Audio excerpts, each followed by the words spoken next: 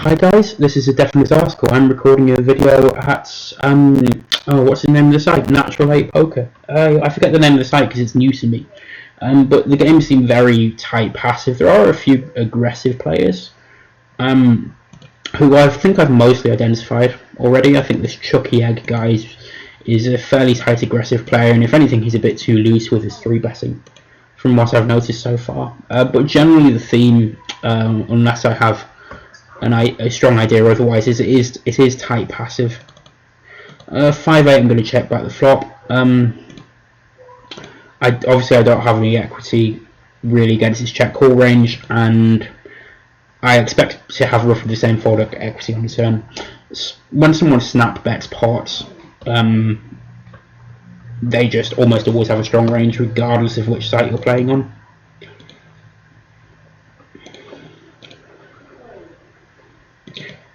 With 2 overs and a backdoor flush draw on a board which is tough for both these players to hit, I think I can just c-bet without really worrying too much. I'm using a smaller size because it's a board which is good for my range. I want to deny equity with most of my value range as well, which is a big part of my reason for value betting. But also I have a lot of hands which I couldn't really value bet for a larger size, which I do want to deny equity with, like say 5-4 suited. Obviously I don't have 5-4 offsuit in my cut-off opening range.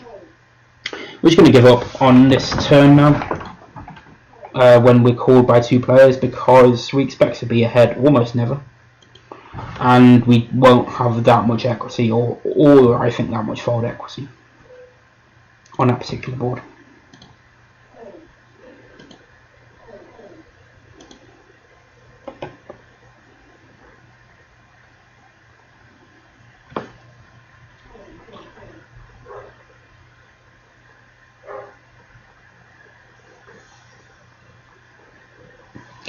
This big blind has been folding far too much against my small blind opens so far. You ought to be folding probably, well, certainly you ought to be folding round about the 30%ish proportion of the time. So that means 70% of all hands you want to be either calling or 3-betting against a 3x open, blind against blind. Against a min raise, you should be folding nothing, pretty much, blind against blind. I explained that last video, so I won't go into it again. I expect this guy is kind of like a weak tight player from what I've seen so far, so I will attack him with my weak tight colour for if and when I come back to the site.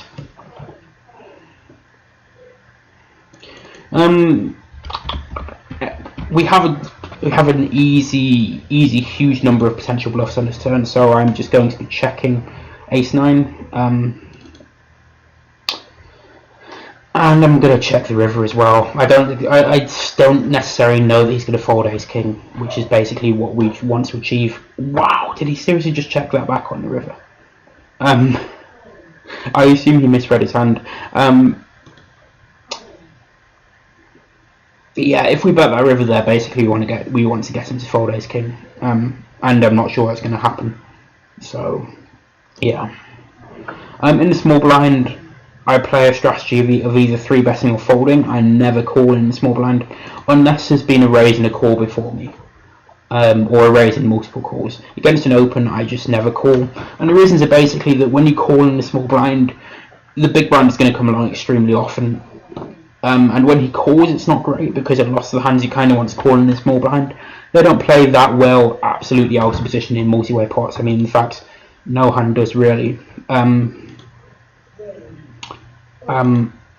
So there's that, and obviously being squeezed is bad because it's obvious to everyone when you flat call in the small blind that you have a weak capped range, and that's even if the big blind doesn't come along, it's going to be easy for the buster to exploit you on lots of boards. So it's only when either the big blind's a fish or a nit, and when the big blind's a fish, I develop a small blind calling range. When the big blind's in nits, I develop a small blind calling range, and when we're deep, I develop a small blind calling range because we don't really want to be inflating the pot super wide out of position there. Kings, I'm just going to jam the river and expect him to call with a 10 quite often, Jack 10, etc. And I mean, he does have a 5 sometimes, but yep, this site is super fishy. Yeah, that's an unbelievably bad cooldown.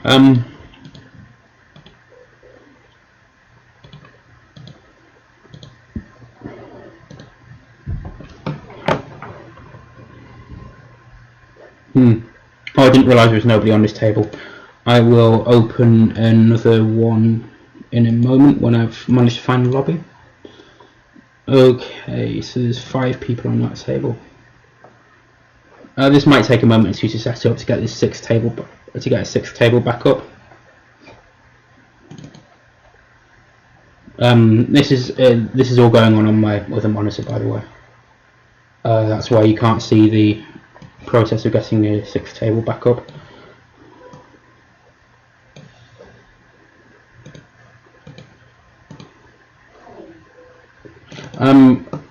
I mean, I get the impression that players on this site are quite tight, but they're not. I don't get that impression so strongly as to fold ace queen here.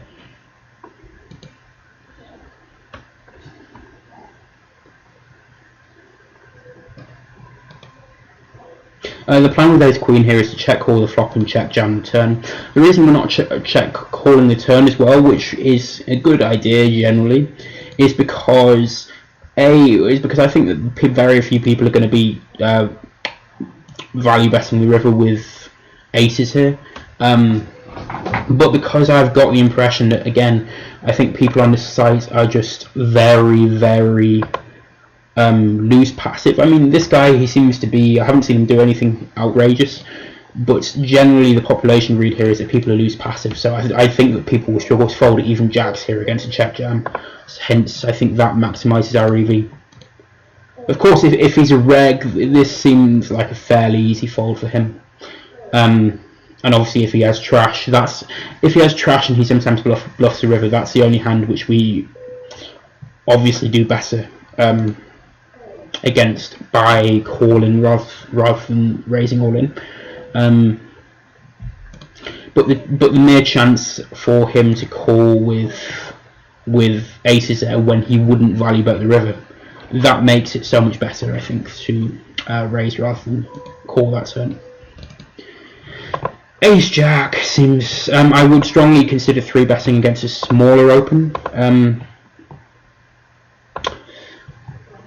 3.5x is quite a big open, which indicates a stronger range to me. Flop is a very easy check call.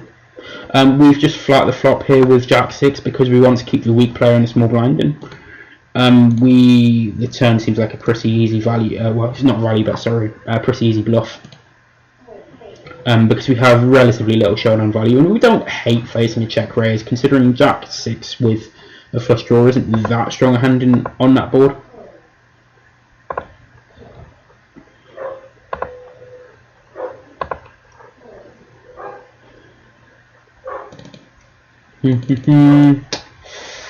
I think 10-8 we check the turn again and then value bet rivers. That's going to be best.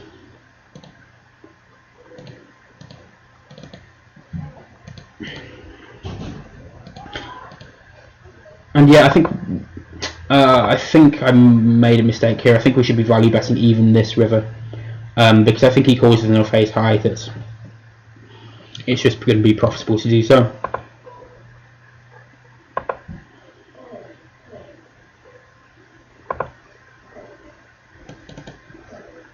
Again, I mentioned this in the last video, but I will mention this again because it's really important.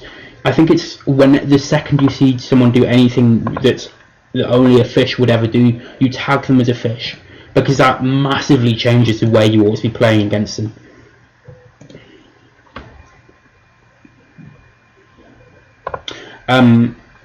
And obviously when someone does something that only a fish would ever do, like open limping or like posting outside of the big blind, that means they are a fish, whatever sort of fish that might be.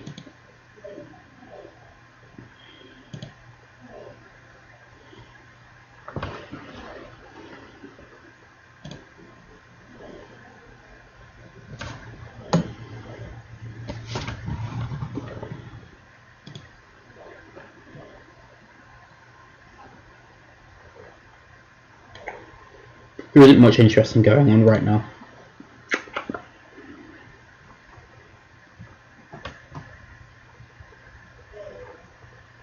Nine eight offsuit, pretty easy open on the bottom.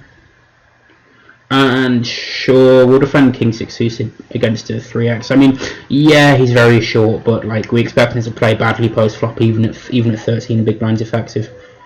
King, like we would check jam, say king 10 plus here. We're just going to check call king 6 and hope he bluffs. It's literally the not worst turn card. We still probably have to call off against a jam. It's just simply because this is going to be really quite high in our range for calling the turn, and I don't know anything about him, so he can be quite spazzy. But we aren't expecting to be doing that well. So he has the nuts. Okay, fine.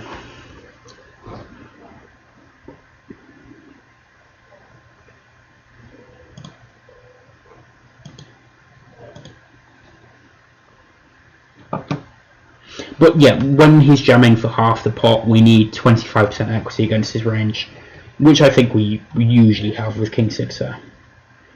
Considering like someone who's started the hand with 13 big blinds is going to be a fish, and some fish just tend to be complete spaz morons.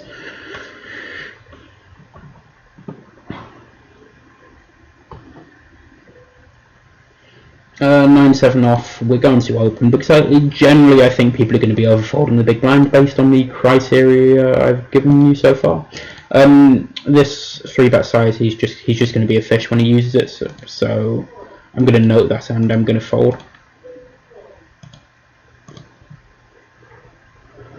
Queen Jack, we're going to check and hope he spaz jams or spaz bets at least.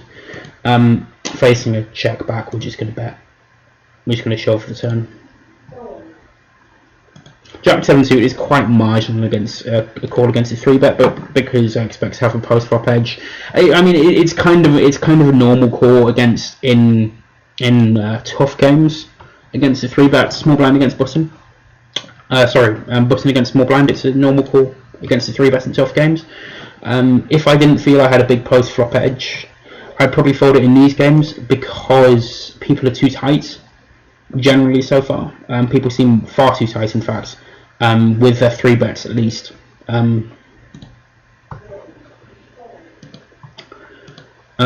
Yeah, but I think with my post flop edge, it's fine to continue there. Small blind calling ranges tend to be quite weird. They tend to mostly be suited broadways, maybe some better suited connectors, maybe some offsuit broadways, but or a big density of mid pairs. So this board's going to be quite good for the small blind calling range. Donk bets on the flop tend to be pretty merged in the sense that they very rarely have any pure bluffs. But I'm not folding nines to a single bet despite that, although I am probably going to fold against a turn bet. Against a half pot bet, I think I can just about call again because some people will do this with 7-8 somewhat often, etc. But I'm folding against a half pot bet on the river.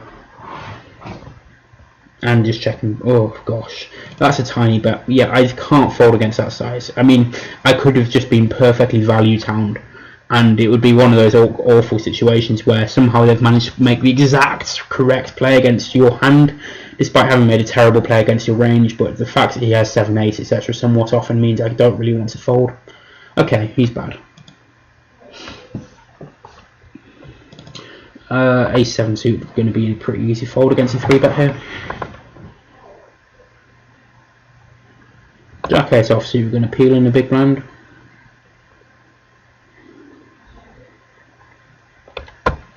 Basically because we're guessing 5-1, and we can play well on a reasonable number of flops. We're going to 3-bet to isolate with 9s here, considering we think this guy's a weaker player. Although I'm less sure about that than I was when I first tagged him. I haven't seen him do anything else bad. But yeah, that's another point I want to make. Generally, when you have a hand you want to play against a fish, and you are in position against their open raise, I would recommend 3-betting. Just 3-betting or folding, because you want to play heads up with them ideally. and there are very few. In fact, there are very few hands you don't want to play heads up with, and there are some, but most hands you're going to want to play heads up against them with. But if you always call those hands, then you tend to very clearly have a tight, defined, and quite weak range, which is going to be a problem. Given that regs behind are also going to want to come into pots and might well want to squeeze, so they can play against the fish themselves. We're going to call the river. Given we bet less than half pot on the flop, he can call ace, queen, ace, jack at some frequency, and we're guessing what 2.7ish to 1, so we don't need to be right that often.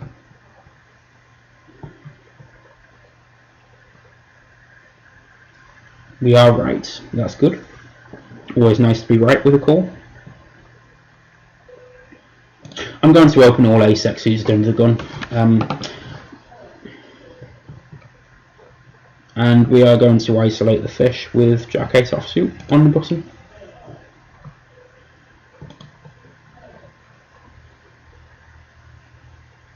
I would see bet here with a backdoor flush draw. Without, I think, four-way, we just have sufficiently little fold equity. As I prefer checking. I will delay see bet blank turns though. Might delay see bet that one too, but I'm less keen to do that because people will. I mean, this might seem very obvious, but I should say it anyway because I am making micro stakes videos, and people will have more high cards than low cards in their calling range. So a jack will hit them more often than say a 2 would. I mean, obviously we'd be better with 2 because we'd have the nuts or the second nuts. But say a 7 would be one we'd bet. I mean, again, we'd have a double gutter. An 8, we'd be betting. We'd be more inclined to bet because it is a blank again. Not sure. I want to bluff this river. I think actually I'm going to, just because this is one of the better hands in our range to bluff and we have no showdown value. I'm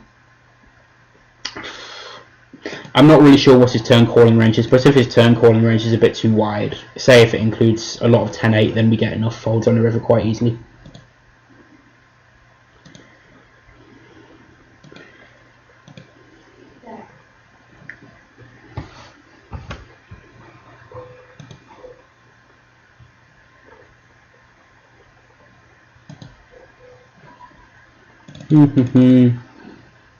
Ace 9 is just about a call against the bet and a call on this flop. It's quite close though, and we will be intending not to put any more money in after this turn's peeled off.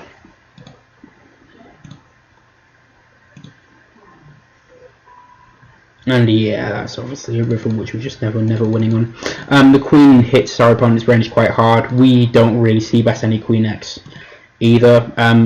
Whereas he will be calling the flop and then checking back the turn quite often with the queen. So we are going to just give up. His stack sizes and the fact that he seems to have also rebuy on make me think he is probably a reg. So I will tag him as that. I don't think he's a good reg because I think good regs just always value better king on the river there. It's a very easy value bet, but I think he's a reg nevertheless.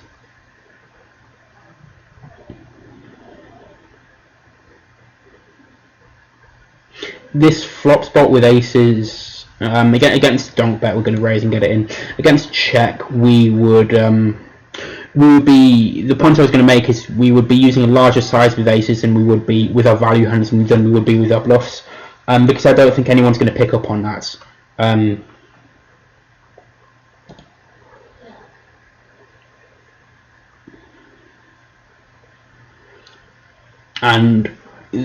when you do use a larger size with your value bets, say £1.20, sorry, $1.20, rather than you might use a third pot size with your bluffs. So if you use this larger size with your value hands, say $1.20 rather than 70 cents, you more easily engineer a spot where they're getting where they're getting 3-1 against the River Jam. So you make it easier for them to get stacks in, and I think that people tend to be you make it much easier to get stacks in by the river, and also I think people tend to be pretty inelastic in these sort of soft, weak games.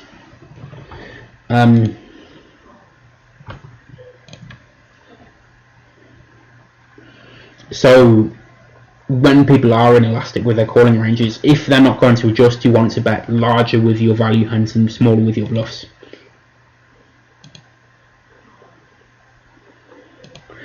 That's a bad river. We'll be check folding with 6-5.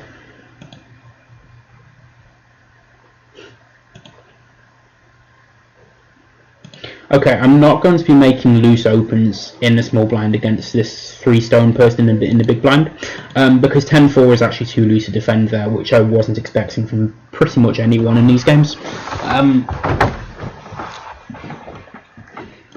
But I will adjust against that by opening this heightish range in the small blind. So against most players in these games, I'm going to be opening extremely wide in the small blind, maybe 65% of all hands. Whereas against this guy, I'm going to be going even tighter than the range I'd use against someone who's playing well, which might be I might use a 45% range against someone who's playing well. And against this guy, I'm going to play tighter, so I might open 35%. Actually, because he's a fish, I'm going to stay at 45%, but I'm going to open larger. So I'm going to make this 3.5 or 4 big blinds, rather than the 3 big blinds I've been using so far.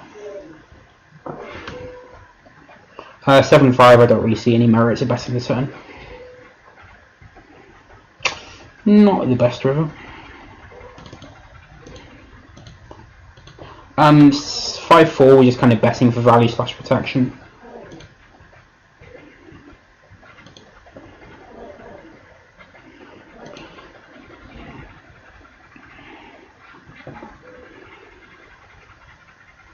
Facing a pot size bet on the turn, I'm just going to fold. Again, big bets tend to be strong without a good reason to think otherwise. Just make that your read.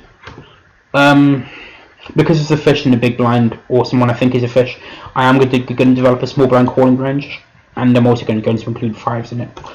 There are 2 weaker players behind me here, so I'm going to be making a loose open in MP with Jack-8 suited.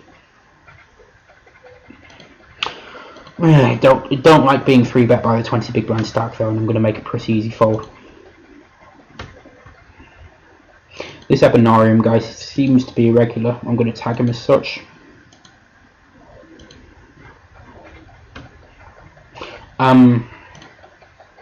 Queen Jack suited is a tempting hand to call here, but this player has been extremely weak tight so far, so I just think he has an extremely strong range here.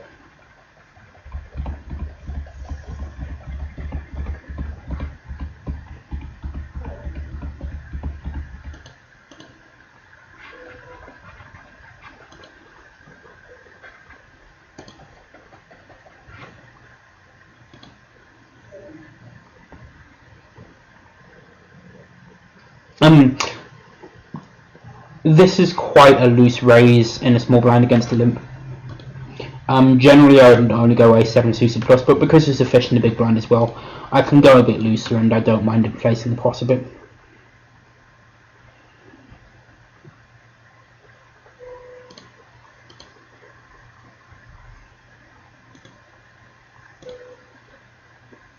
In soft games, I'm going to expand my cut-off opening range to include all King X suited. Normally, I only open King 6 suited plus in the cut-off, but because I think people are both going to be playing badly post-flop and 3-betting too tight pre, I'm going to be opening looser. Having a donking range on any flop from the big blinds tends to be pretty bad, so I'm going to tag him as a fish because I don't think regs have a donking range there. Ace-10, we're not going to bluff the river because I think we're ahead sometimes, especially if he has like Queen Jack or something. Haven't seen this guy bluff yet, so I think it's safe to assume that he is probably quite weak tight.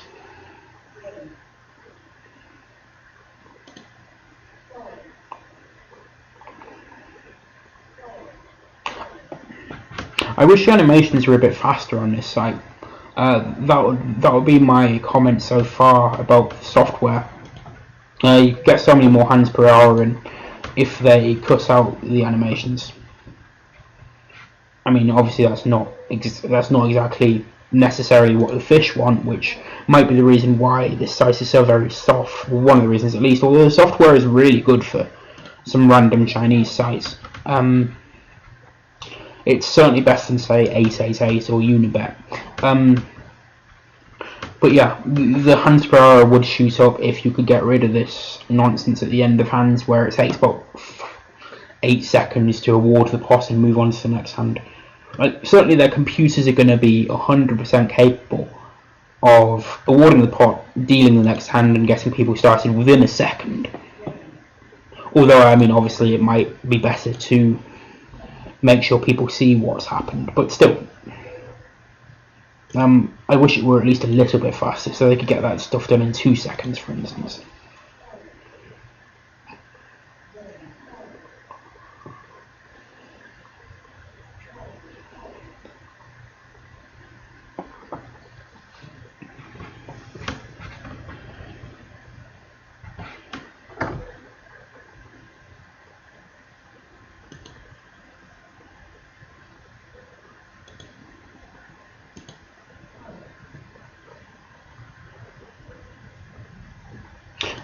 Guessing 5-1, I'm going to call 9-7 off in the big blind.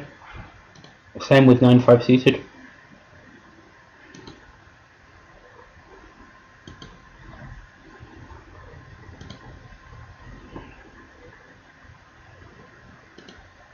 Yeah, so generally, because you're going to be seeing a lot of multi-way pots on this site, I'd expect good strategy to have a quite bad red line, but a really good blue line, because people are just going to be calling off far too wide.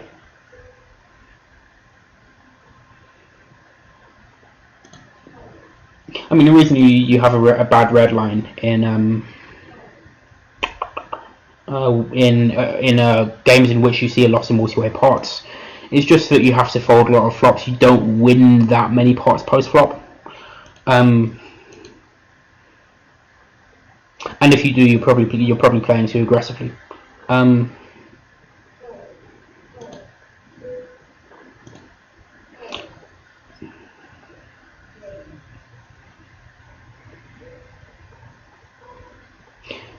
Because I think everyone's basically overfolding the big blind, I'm going to open King 5 off from a small blind.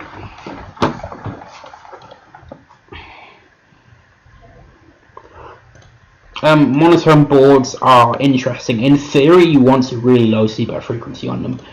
In practice, it's really tough for people to continue because they tend not to continue offsuit combos. That many offsuit combos pre-flop, which means only 1/4 of their range is hits, which is a flush. I mean, obviously they have some pair hands, etc.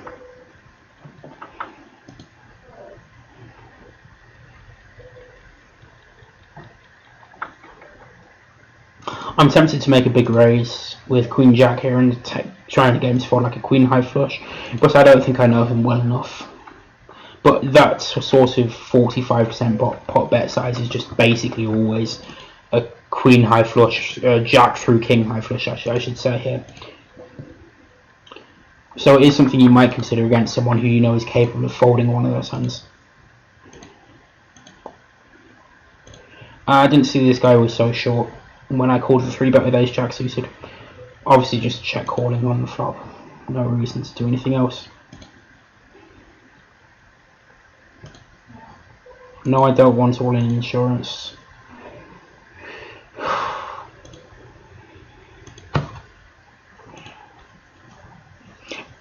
If you are on this site, by the way, don't get all-in insurance. It's a complete scam. It's basically, you're going to be giving away far too much of your edge for it to be worth it, even if you do tilt really easily.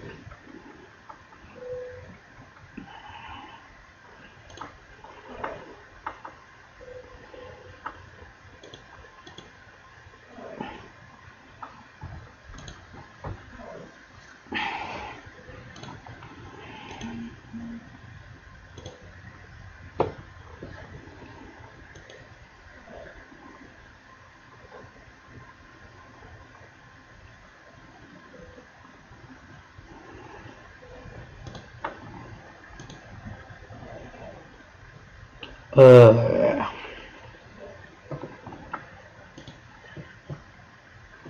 so I'm going to be sitting out next big blind on all my tables and finishing the video there. Hopefully we'll get a couple more interesting hands before the video finishes.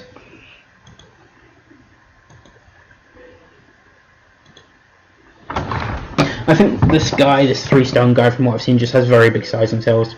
So yeah, when he's bet small on the flop, he can have a draw in his range. When he bets larger, he's hit.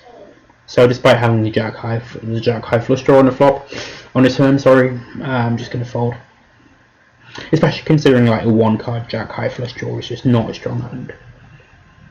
Generally, if you get more money in on the river, it's because you are either facing a bluff or because you are facing a stronger flush. It's a bluff catcher, it's not a value hand.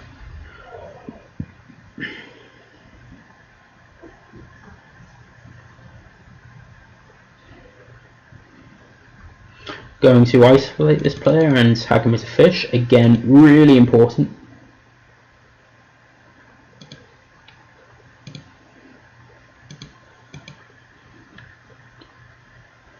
Oh, this will be the timer for how long you can be sat out before it removes you from the table or something. I don't think that will be a problem. Ace King's kind of close here, but I think it's performing well enough against his range that we can call. If we hit an ace or a king, we're almost always ahead, and we're almost always winning when we hit, and we're also winning sometimes already. So that's basically why we call there. If he bets, we call against most sizes here. We just beat king jack, king queen, queen jack, jack 8, 8 7, 8 6, jack 7. Just so many potential bluffs he can have. When he bets over the pot, though, again, big bets are almost always strong in weak soft games. That's just a general rule, and you need good reads to not assume that's a rule, to assume that's not a rule anymore.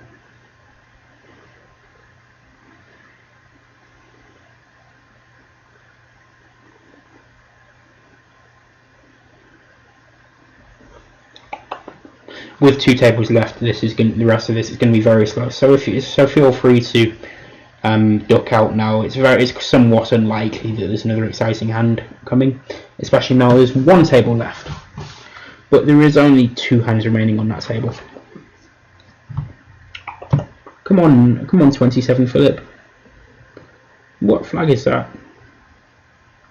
I have no idea where Saint-Pierre and Miquelon is, but I assume it was an ex-French colony or something based on its name. That's China. Where's that? Saint Lucia. I don't know where that is either. I thought that was South American, maybe Peru. I thought that flag was.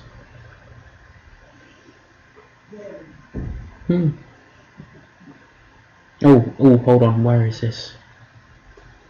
Oh, I saw that. That is not the French flag.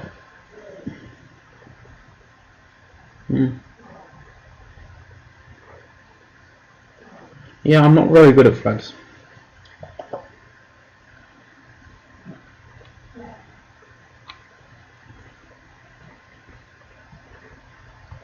This is probably a complete waste of your life to continue watching right now. But I'm going to record more just in case anyone wants to see one more hand, which is probably going to be me folding something weak under the gun.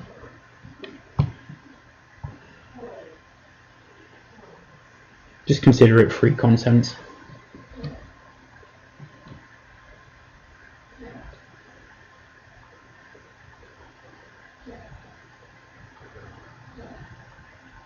Oh, you can straddle on this site. I don't know why anyone would ever straddle in online poker.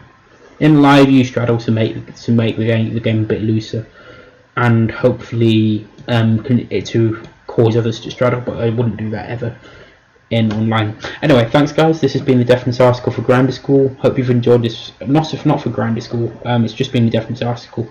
I'm sorry, Grinder School is the other site I normally make videos for. So this isn't for Grinder School. It is just a Deafness article. Good look at the tables. Hope you've enjoyed. Get in touch if there is anything you are uncertain about.